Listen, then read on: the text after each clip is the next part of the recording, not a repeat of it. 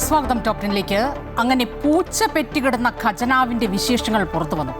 സംസ്ഥാന ചരിത്രത്തിലെ 4ാമത്തെ ധവളപത്രം VD സർക്കാർ ഇന്ന് പുറത്തിറക്കിയപ്പോൾ അതിന്റെ ബാക്കി പത്രം, അതിന്റെ സ്റ്റാറ്റസ് റിപ്പോർട്ടൊക്കെ ഇങ്ങനെയാണ്. ട്രഷറി പ്രതിസന്ധി അതിരൂക്ഷം. KSRTC, KCB, കേരള ജല അതോറിറ്റി തുടങ്ങിയവയെല്ലാം വലിയ നഷ്ടത്തിൽ.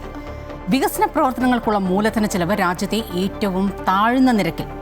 കിഫ്ബി ഒരു പ്രത്യേക സാമ്രാജ്യം പോലെ, സമാന്തര സർക്കാർ പോലെ. പ്രതിപക്ഷം ആക്ഷേപിക്കുന്നത് പോലെ ഉമ്മാക്കിയല്ല, മറിച്ച് ഇടതു സർക്കാരിൻ്റെ കഴിഞ്ഞ 10 വർഷത്തെ ധനകാര്യ വീഴ്ചയുടെ സാമ്പത്തിക മിസ്മാനേജ്മെന്റിന് നേർക്കുള്ള ഒരു കണ്ണാടിയാകുന്നു ഈ ധവളപത്രം, ഈ റിപ്പോർട്ട്. വരുമാനത്തിൻ്റെ 77% ശമ്പളം, പെൻഷൻ, പലിശ എന്നിവയ്ക്ക് വകമാറ്റുമ്പോൾ വികസനത്തിന് പണം കണ്ടെത്തുന്നതും വകമാറ്റുന്നതും എങ്ങനെയാണ്? ശരിക്കും ഒരു വേക്കപ്പ് കോളായി തന്നെ കണ്ടില്ലെങ്കിൽ, നടപടികൾ എടുത്തില്ല എങ്കിൽ നമ്മൾ കടന്നു പോകാനിരിക്കുന്നത് അതിരൂക്ഷമായ സാമ്പത്തിക പ്രതിസന്ധിയിലൂടെ എന്നത് ഒരു യാഥാർത്ഥ്യമാണ്.